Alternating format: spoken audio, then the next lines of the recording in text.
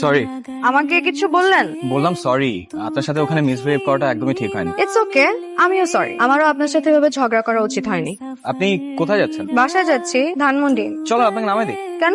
আপনি আমাকে নামিয়ে দিবেন কেন? আপনি আসলে এখানে বাস টাস কিছু পাবেন না, মানে পেতে কঠিন হবে, তাই ভাবলাম আপনাকে নামিয়ে দিই। কোনো সমস্যা নেই, আমার গাড়ি আছে। আপনার গাড়ি আছে? এরকম রাস্তা দাঁড়িয়ে আছেন কেন? আসলে আমার গাড়ি না, আমার বয়ফ্রেন্ডের গাড়ি। তো আসছে অন দ্য ওয়ে, তো আমি ওয়েট করছি আর কি, এই কারণে রাস্তায় দাঁড়িয়ে আছে, আর কিছু না। ঠিক আছে, অপেক্ষা করেন।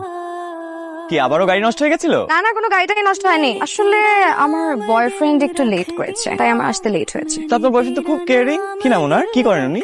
ব্যবসা ব্যবসা করেন, বিজনেসম্যান, বুঝলেন? Group of company. আচ্ছা, আপনার এক্স গার্লফ্রেন্ড কি নাম যেন ওনার? নীলা। কেন?